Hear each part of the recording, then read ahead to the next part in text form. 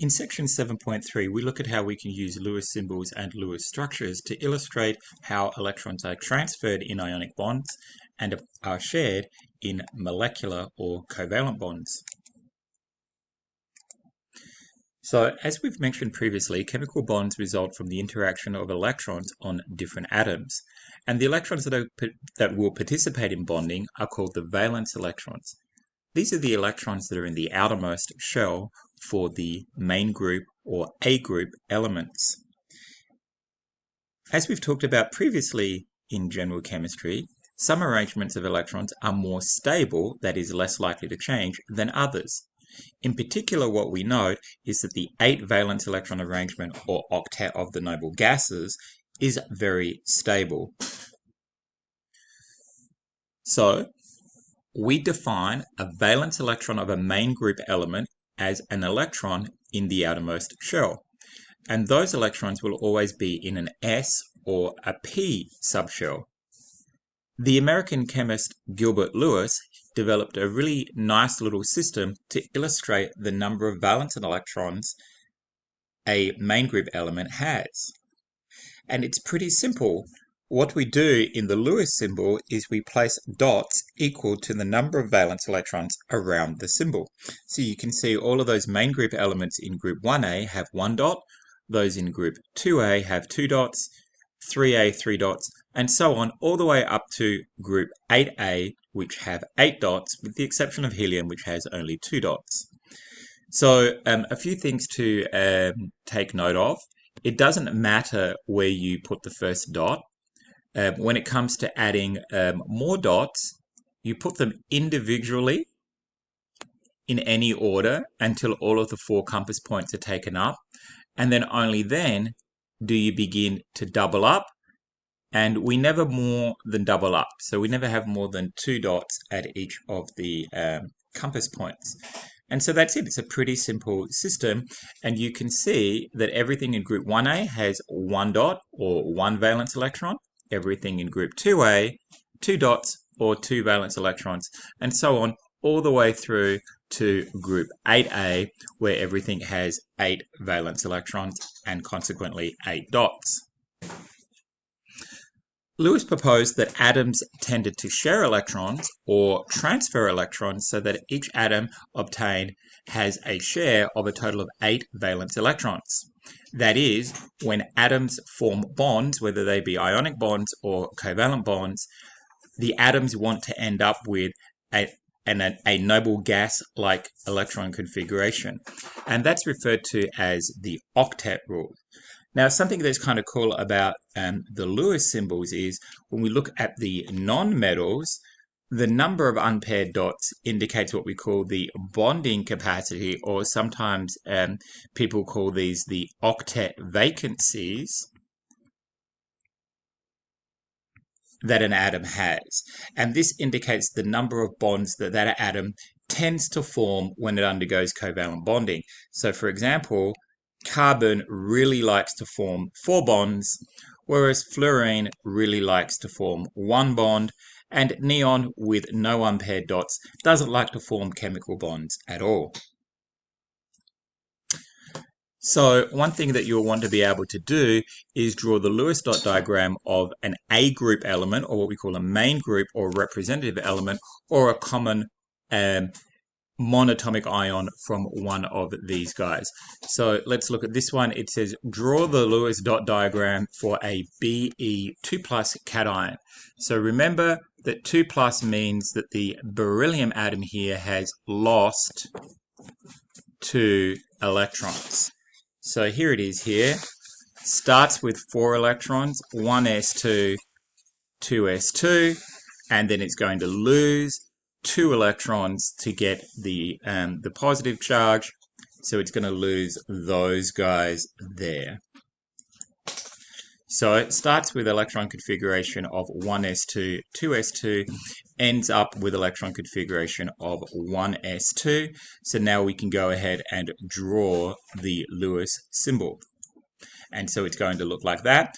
Beryllium 2+ has no valence electrons. It lost both of them.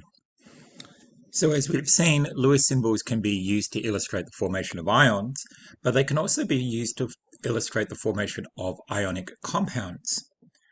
So let's just kind of recap a little bit. Group 1A and Group 2A metals, they're going to tend to lose their valence electrons when they form cations, so that they end up with a noble gas configuration. What this means is that for Group 1A elements, like sodium, they're going to lose their one valence electron and form a single positively charged cation. And then Group 2A elements, like magnesium, they're going to lose both of their valence electrons and form a double positively charged cation with a noble gas electron configuration.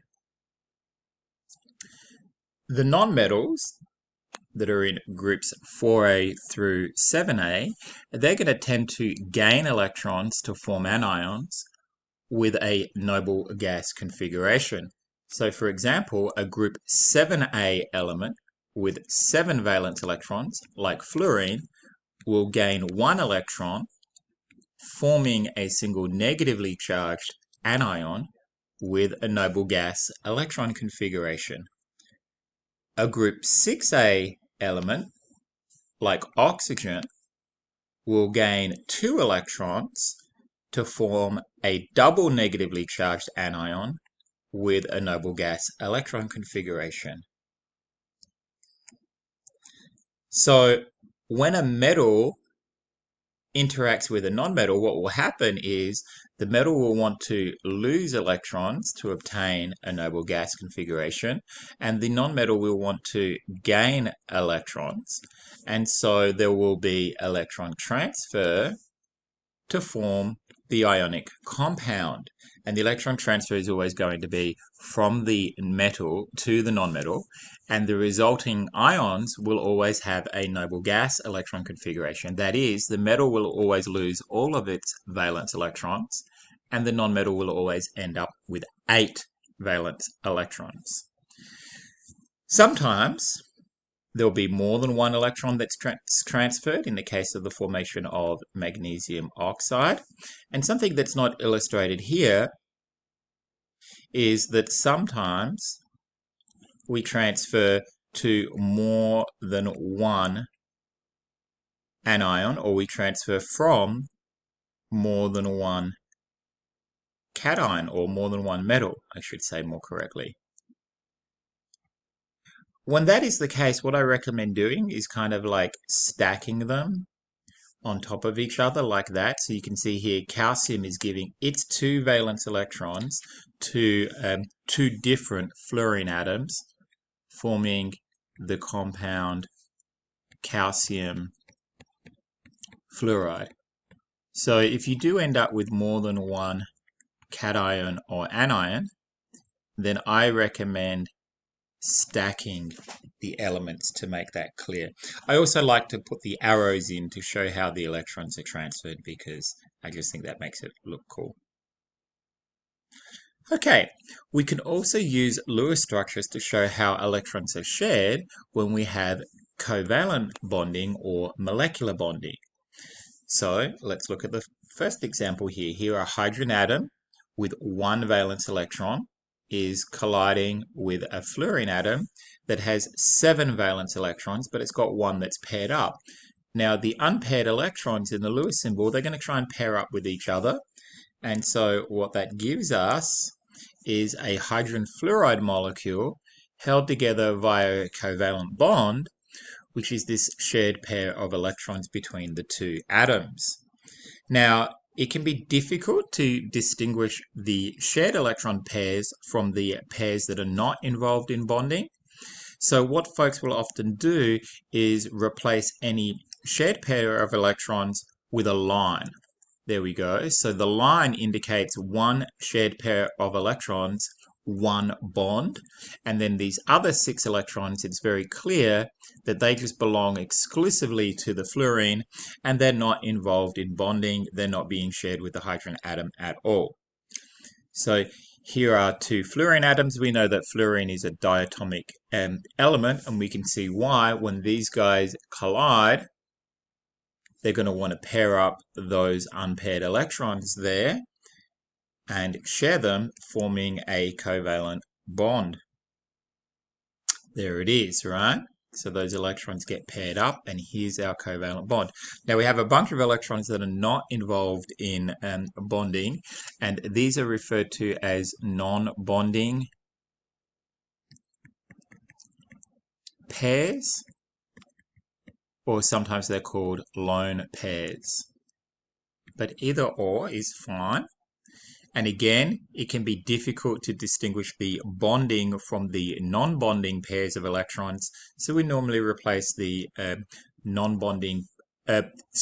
bonding pairs with a line.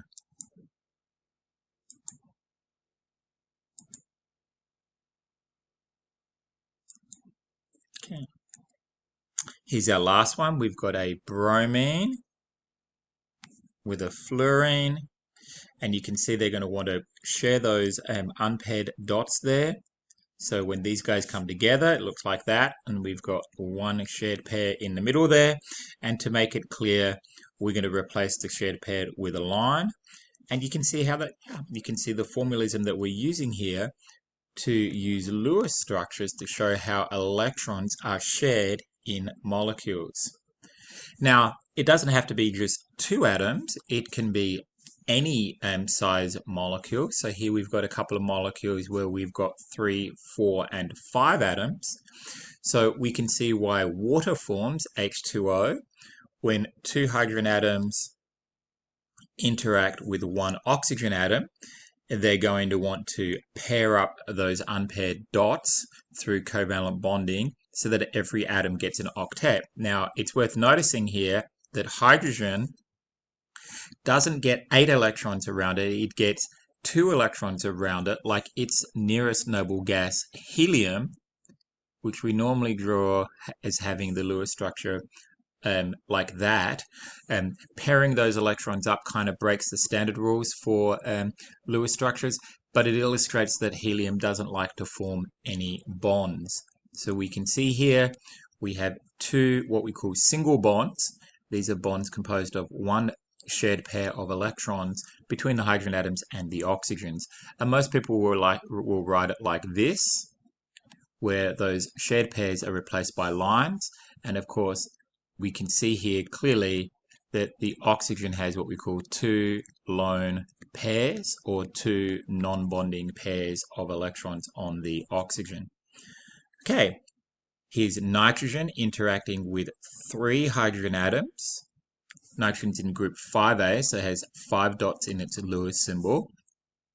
And this forms the ammonia molecule, where each hydrogen is attached to the nitrogen via one shared pair of electrons. And then there is a lone pair on the nitrogen. And so that's more conveniently drawn like that. Okay, and then lastly, we have carbon, group 4A, so it's got 4 dots around it, interacting with 4 hydrogen atoms. Each of those are going to form a shared pair with the carbon. So we end up with a carbon that has 8 valence electrons around it, and each hydrogen has 2 valence electrons around it, just like helium, and most conveniently drawn like this, and that shows that the carbon has no non-bonding pairs on it, or no lone pairs we might say, and 4 single bonds to the hydrogen atoms. So covalent bonds don't have to be formed only by 2 shared pair of electrons. They can also be formed by 4 or 6 shared pairs or shared electrons. 2 shared electrons we're going to call a single bond, 4 we're going to call a double, and 6 we're going to call a triple. So a classic triple bond is what happens between 2 nitrogen atoms. So nitrogen's in group 5A, so it has 5 dots in its Lewis symbol. 3 of them are unpaired, so nitrogen loves to form 3 bonds. And when 2 nitrogen atoms collide, as we know, nitrogen does not exist as monatomic atoms. It's a diatomic element. what happens is the 3 unpaired electrons on each atom pair up, and that gives us a total of 6 shared electrons, or we often write this just as a triple bond, like so, and then each nitrogen atom has 1 lone pair. So the bond between nitrogen atoms is a triple bond. It's very strong, and that's one of the reasons why it's difficult to break N2 that's in our atmosphere apart. There are sort of enzymes that do this that exist in legumes and clover and other kinds of plants, and that's why farmers will often plant those plants to restore nitrogen in the soil.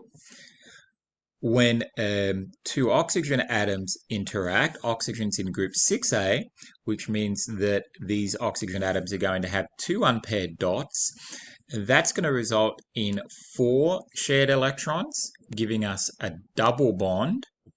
And so in the O2 molecule, each oxygen atom has 2 lone pairs, and then there's a double bond between the 2 oxygen atoms.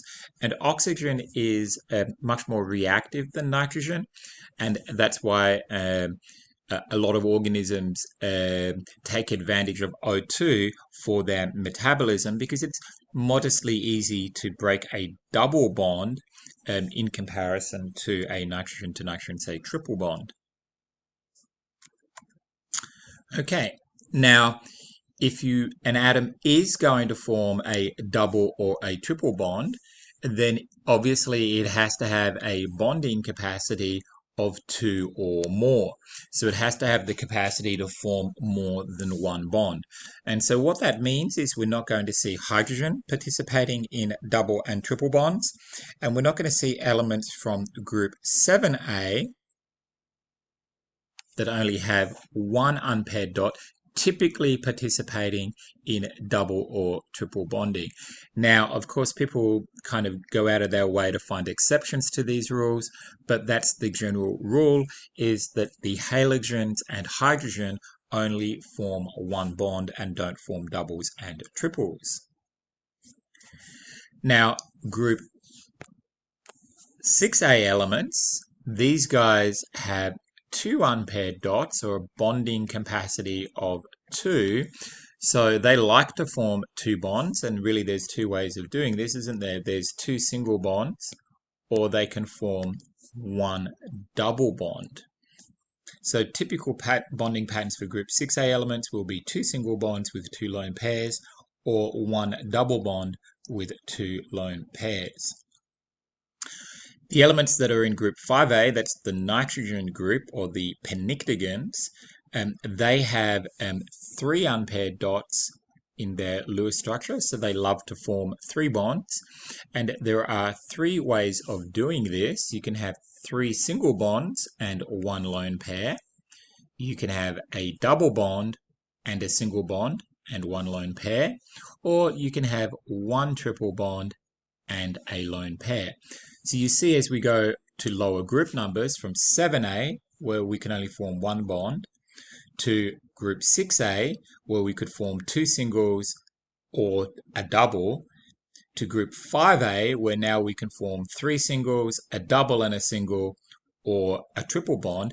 As we go to lower group number, the variety of bonds that the element can form becomes more elaborate.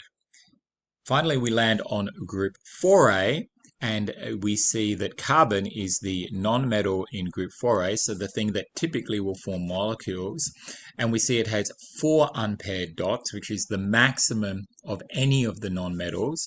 So carbon's going to have the greatest variety of bonding of any of the non-metals, which is why you guys are going to have to take organic chemistry, because carbon can just do so many different things. That's why it's an important part of living organisms. It's the most versatile building block. There are over 200 million known carbon-containing compounds, and many more yet to be discovered. So carbon can form 4 single bonds. It can form 1 double bond and 2 single bonds. It can form 1 triple bond and 3 singles, or it can form two double bonds. So you can see it is the most versatile non-metal on the periodic table. Okay, so now we know how to use Lewis symbols to illustrate covalent and ionic bonding. We also know how to recognize from a formula if a compound is ionic or molecular, and we also know how to write those formulas. So let's put that together and see if we're able to predict the compound formed by main group elements. So something we want to be mindful of is the ions that are formed by the main group elements. And so I always like to label +1 through +3 and -1 through -3 on my periodic table. So looking at these combinations here, I know that if I have a metal and a non-metal, then I'm going to form an ionic compound. And to know the ratio of the ions, I have to look at the charges. So I can see in this case that these guys have equal and opposite charges. So that means that they're going to combine 1 to 1, doesn't it? So the formula for this guy will be NaBr, and we always put the metal first for an ionic compound. So there we go. All right. Strontium is in group 2A, so it's a metal, and chlorine is in group 7A, it's a non-metal. So we've got a metal and a non-metal. That tells me I'm going to form an ionic compound. And we have to think about charges now. Strontium's in the 2+ column, and chlorine is in the -1 column. So these guys don't have equal and opposite charges, so I'm going to do crossover. And that tells me I need 2 chlorines for every 1 strontium. So it's ionic, and I need 2 chlorines for every 1 strontium. Okay, the last one, I've got a non-metal carbon with a non-metal iodine. So that tells me that I'm going to form a molecular compound. Let's look at the Lewis symbol for carbon. It's in group 4A. So it gets 4 dots. And then iodine is in group 7A. So it only has 1 dot. So what that means is that I'm going to need to have 4 iodines, aren't I, to pair up with each of my unpaired dots on my carbon. So my formula is going to be Ci4, and we're writing the carbon first because carbon's in group 4A and iodine's in group 7A, and we always write the group number from lowest to highest. So that one's going to be Ci4. Okay, there it is, Ci4. Okay, so we're using these Lewis symbols, and we're using what we know about charges to decide the formulas of chemical compounds, which is pretty cool. Okay, so when we do draw a Lewis structure, we assume that all of the valence electrons are used up in bonding, right? They're used up to complete the octets of the atoms involved. And we can use these Lewis structures to show the covalent bonding in either molecules or polyatomic ions. And the key thing is that the electrons are shared so that every atom gets 8 electrons, except hydrogen is happy with 2. So the procedure for writing the Lewis structure for a molecule or a polyatomic ion, where we have covalent bonding holding those things together, is at most a 6-step process. the first step that you want to do is count up the total number of valence electrons. And so this is pretty simple. If you have a molecule, we just look at the group numbers of everything. And then we look at how many of each atom we have. The group numbers are important because it tells you how many electrons that atom is going to contribute to the total pool of valence electrons. So we have one carbon, it's in group 4A, so it contributes 4 valence electrons to this molecule. And then we have 4 chlorine atoms, and they each contribute 7 valence electrons to the valence electron count. So 4 plus 28 gives me 32 valence electrons to form all of the bonds and complete all of the octets in carbon tetrachloride. Now, if we're dealing with a polyatomic ion that is held together by, and polyatomic ions are held together by covalent bonds, but they have a charge, we've got to add electrons for every negative charge if it's an anion, or subtract electrons for every positive charge if it's a cation. Does that make sense? So let's look at this. NH4 plus, nitrogen is in group 5A and there's only one of them. Hydrogen's in group 1A, but we do need to be mindful that there are 4 of them. And then the charge is +1. So when we're adding this up, we're going to get 5 electrons for the 1 nitrogen, 4 times 1 electrons for the 4 hydrogens, and then we have to take 1 away for the positive charge. So we add all of that together. 5 plus 4 gives me 9, minus 1, and we have 8 valence electrons left to build the molecule, or the polyatomic ion in this case. Here's nitrate. Again, nitrogen's in group 5A, so we get 5 valence electrons there. Oxygen's in group 6A, so each of the 3 oxygens is going to contribute 6 electrons, and then the charge is -1. So we've got 5 electrons for the nitrogen, 18 electrons for the oxygens,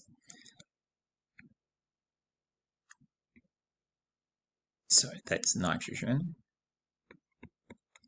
and then we have to add 1 electron for the charge. So 5 plus 18 gives me 23, plus 1 for the charge gives me a total of 24 electrons that I'm going to use to make all of the bonds and complete all of the octets in the nitrate anion. Okay, so once you've got the total number of electrons that you're going to be working with, the next step is to determine how the atoms are arranged in space. So there are a few guidelines that will help. Hydrogen only has 1 dot, so it can only form 1 bond. So it's always going to be on the outer edge of your molecule and never in the middle. Normally this is also the case for halogens, but not always. There are sometimes exceptions with the halogens. The element with the lower group number will go in the middle of your molecule. It'll be what we call the central atom, because it needs to form the most bonds to obtain an octet. Sometimes we'll have a situation where every element is in the same group. If that is the case, the element that has the higher period number is usually the central atom. So for example, sulfur is in group 6A, period 3. Oxygen is in group 6A, period 2. So in compounds of sulfur and oxygen, what we find is that sulfur goes in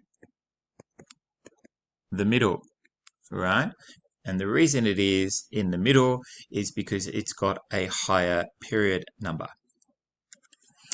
Okay, so if we look at our first example, carbon's in group 4A, chlorine's in group 7A, because 4 is smaller than 7, we're going to put carbon in the middle, and then chlorine is going to go on the outside. So carbon will be our central atom, and the chlorines will be our outer atoms. Now, we've identified the basic layout at this point, but we haven't got much of a molecule because nothing is connected to each other. So the next thing that we know that we can do is we can put at least a single bond between each of the outer atoms and the central atom. So let's go ahead and do that. We're going to connect each of the outer atoms to the central atom via a single bond. And each of these single bonds consumes 2 electrons. So we started with 32, and then now we've just added 1, 2, 3, 4 single bonds. And so each of them consumes 2 electrons. So 32 minus 4 times 2 gives me 24 electrons to finish everything else off. Now, at this point, because we know that we've only made one connection from each outer atom, we know that none of the outer atoms have an octet. We know that for definite. They've only got 2 electrons on them at most. The only reason that at this point that an outer atom would be satisfied with its number of electrons would be if that outer atom was hydrogen. So what we're going to do now is we're going to go ahead and finish off the octets on our outer atoms and make them happy. So the fourth step is always going to be to add lone pairs or non-bonding pairs to finish off the octets of the outer atoms. And then we're going to subtract that from the total number of electrons that we have. So in our case, what we need to do is we need to add 3 lone pairs or 6 electrons to each of the chlorines to get them up to 8. So we had 24 after making all of the bonds, and then now we're going to add 6 electrons to each of the 4 chlorines, and so we've got to subtract that from our total, so we have no electrons left. So what this means now is if we don't have a stable molecule, then all we can do is move around the electrons that are there. We can't add any more electrons. Now, this is not always the case. Sometimes we have electrons left over at this point, and if we do have electrons left over at this point, we don't want to add them to the outer atoms because we just made those guys have octets. That'll mess everything up. If we've got electrons left over at this point, we need to put them on the middle.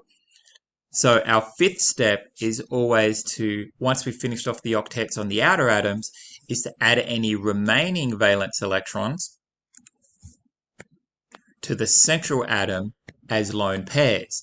And in this case, we don't need to do this step because we're already done. So again, at this point, there's no guarantee that we have an octet on our central atom. So what we want to do is go ahead and check that we do.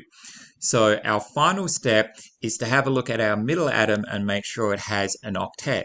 Now remember, we're out of electrons at this point. So if it doesn't have an octet, what we have to do, and I'll show you an example of this in a moment, is we'll have to bring in lone pairs. We'll have to reorganize how things are distributed because we can't add any more electrons until our central atom has an octet. And how we're going to do that is we're going to move in octets, or we're going to move in, lone pairs from outer atoms to create double and triple bonds until everything has an octet. So we'll need to do an example of that in a moment.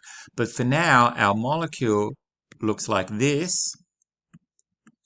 And there's always 2 things you want to do once you think you've got it. The first is you want to make sure that you have the correct electron count. So if you remember, we wanted 32 electrons. so we should go ahead and do that. So 2, 4, 6, 8, 10, 12, 14, 16, 18, 20, 22, 24, 26, 28, 30, 32. So we have 32 electrons, which is the correct number of electrons. And then we want to check that carbon has an octet. So 2, 4, 6, 8 electrons. So it's good. Now all of the chlorines are the same. So I can just kind of check one and make sure that it has an octet. So 2, 4, 6, 8. All of the chlorines are good. So we always do the electron count and then check that every atom has an octet. And now we know that we have a valid Lewis structure. So now we're going to write a Lewis structure where we need to do a little bit of work in step 5 and 6. So if you remember, our first step is to add up the valence electrons that we have to work with. So we get 4 valence electrons for the carbon, and there's only one of those because carbon's in group 4A. And then we get 6 valence electrons for each oxygen because oxygen is in group 6A. There are 2 oxygens though, so we need to take that into account. In this case, there's no charge, so we're done counting up valence electrons. So 4 plus 12 gives me 16 valence electrons to work with. So now we have to figure out the layout. Carbon's in group 4, oxygen's in group 6, therefore carbon goes in the middle, and this is going to be my basic structure. So connecting the outer atoms to the central atom is going to take up 4 electrons, 2 for each bond. So from my total, I'm going to subtract 4, and that gives me 12 valence electrons left to put in place. My next step is to complete the octets on the outer atoms. So at present, every oxygen has 2 electrons around it. So I have to place 6 electrons around each oxygen and remove that from the total. So I had 12 left after step 3, and then for each of the 2 oxygen atoms, I placed 6 electrons in lone pairs. So at this point, I'm out of valence electrons. So step 5, which is put a valence electrons on the central atom, is not needed. So step 6, I have to check whether my central atom has an octet or not. At the moment, it doesn't. It only has 4 electrons around it. So that means I need to add in another 4. And how I'm going to get those is by bringing in a lone pair from either side. So we bring those guys in, and that gives me, and I'll just clear off my stuff. Ooh, there we go. That gives me this arrangement, and if we check everything, we should have the correct number of electrons, and every atom should have an octet. So let's count up our total number of electrons. 2, 4, 6, 8, 10, 12, 14, 16. So we have 16 electrons, which is the correct number. And then the oxygens are identical. They have the same bonding pattern. So let's see if they have an octet. 2, 4, 6, 8. So they are good. And then the carbon, 2, 4, 6, 8. It is good. So every atom has an octet, and we used the 16 valence electrons. So we're all good. Okay. So I think the things where I see stuff going wrong for people is getting the initial count of valence electrons correct. So let's just practice that a little bit here. N2, nitrogen's in group 5A. We have 2 of them. So 2 times 5, that molecule, we have 10 electrons to build it. Carbon monoxide, oxygen's in group 6A. Carbon's in group 4A.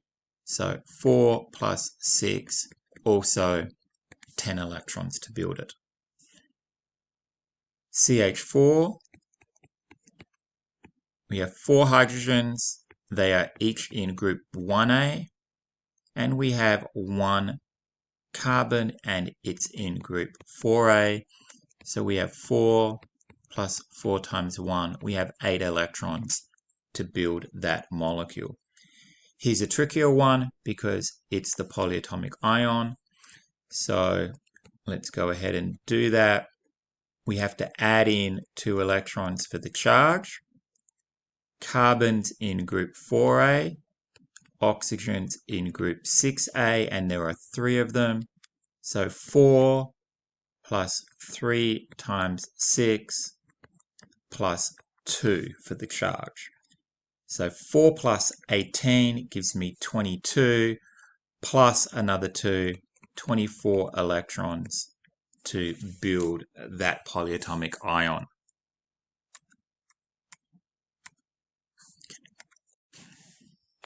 So the next thing that I find that students struggle with on this topic is identifying the central atom. So we're going to go ahead and practice that now. So we really have a few rules here. Hydrogen is always an outer atom. The central atom is the lowest group number.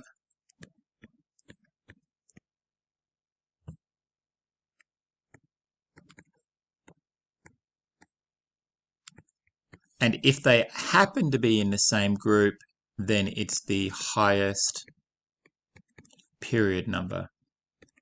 We only have to consider that if they are in the same group. So for A, it's relatively straightforward. The central atom has to be oxygen because hydrogen is always an outer. So A is kind of a no-brainer. So that's going to be oxygen. For B, we've got sulfur versus oxygen. Gets a little tricky because they're both in 6A. Sulfur's in period 3. Oxygen is in period 2. So that means it's got to be sulfur. For C, it's relatively straightforward. Carbon is in group 4A.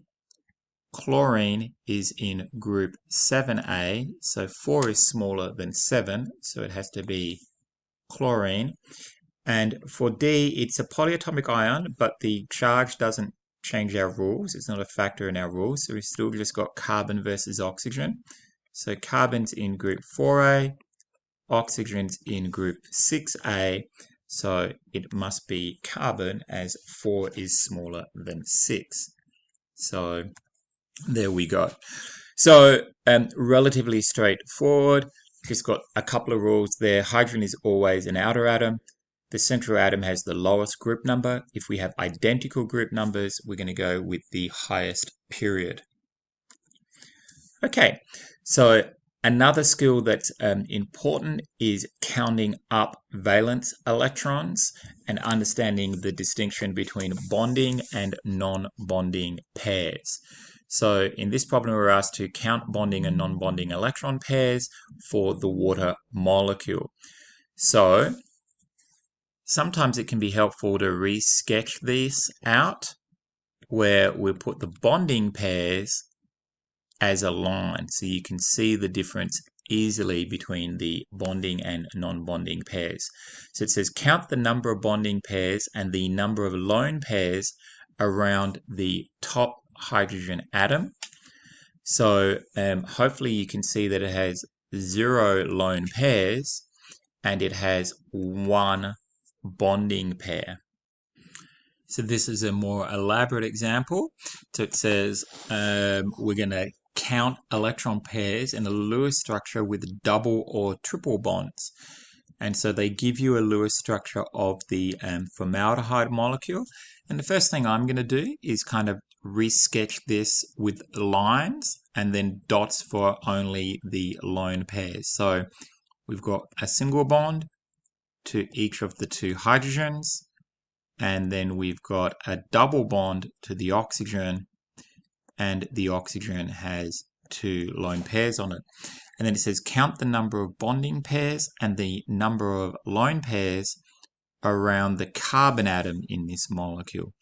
So if I look at the carbon atom, I don't see any lone pairs there, but I see 1, 2, 3, 4 lines, and each line indicates one bonding pair. So there are 4 bonding pairs around the carbon in that molecule. Okay, so this is getting us to count valence electrons in either a molecule or a polyatomic ion. In this case, they gave us a polyatomic ion. So we've got hydrogen, phosphorus, and oxygen. So we have one hydrogen atom and it's in group 1a, so that's 1 electron. We have one phosphorus and that's in 5a, so that is 5 electrons. And then we have 4 oxygens and they're in group 6a. And then we can't forget the charge. We have a double negative charge, so we have to add in 2 electrons. So 1 plus 5 gives me 6, and then we're going to add another 4 times 6, so 4 times 6 is 24, so 6 plus 24 gives me 30, and then finally 2 more, 32 electrons. So yay, looks pretty good. So we just added up for hydrogen, phosphorus, the 4 oxygens, and the charge, and we get a total of 32 electrons. Okay, so when you guys are done drawing a Lewis structure, you have to decide whether it's good or not, or whether you need to go back and review it. So there are 2 things that you always check. Do I have the correct total number of electrons? And does every atom have an octet? Or in the case of hydrogen, does it have 2 electrons? So we've got 3 structures here and we have to decide if they're good or not. So the first one is carbon dioxide. And so we want to count up our total number of valence electrons that we have in the image. So we got 2, 4, 6, 8, 10, 12, 14, 16 electrons in that diagram. And then ask ourselves, does that make sense with what we've got? Well, we've got 1 carbon and it's in group 4a. And we've got 2 oxygens and they're in group 6a. So that gives me a total of 16 electrons. So it's good on the count of electrons. All right, that's good. The next thing that we check is, does every atom have an octet? So I'm going to pay attention to the fact that both of the oxygens are the same here, so I only have to check one of them. So 2, 4, 6, 8. So oxygen looks good. And then the carbon, there's 1 carbon, and it's got 2, 4, 6, 8 electrons around it, so the carbon is good. So because every atom has an octet, and I have the correct number of electrons, I'm going to say that that's a good Lewis structure. Okay, now we'll do the same for the next one. So I'm going to count up the number of valence electrons that are in the diagram. 2, 4, 6, 8, 10. So 10 electrons. Now I'm going to count up the number that it's meant to be. We get 4 for the carbon because it's in group 4a and there's only one of them. We get 5 for the nitrogen because it's in group 5a and there's only one of them. And then we get 1 for the negative charge. And so that gives me a total of 10 electrons. So it's good on the electron count. Now I'm going to check octets. I'm going to check the nitrogen first. 2, 4, 6, 8. So nitrogen is good. It has 8 electrons around it. And then the carbon, 2, 4, 6. 6 is not 8. So there's an octet rule violation for the carbon.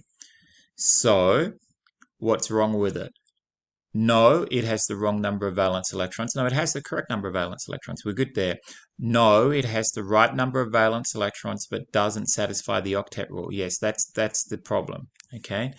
The symbols of the problem atoms are, well, there's only one, and it's carbon.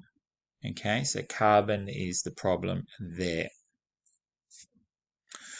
All right, let's look at the next one. This is O3. Okay, we have two different types of oxygens here, so we're going to keep that in mind. Let's count up the number of electrons that are in the diagram. 2, 4, 6, 8, 10, 12, 14, 16. So we've got 16 electrons. Okay. All right. Now let's count up how many there is meant to be.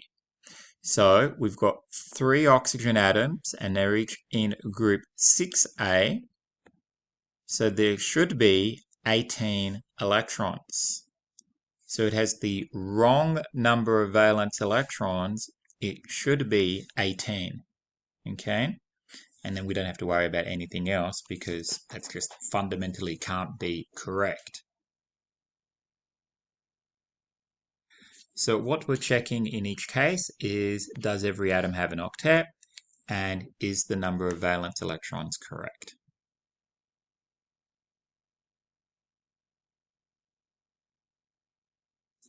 Okay, so that concludes the video for section 7.3. Hopefully that was familiar to a certain degree from Chemistry 139. I hope you found the video helpful.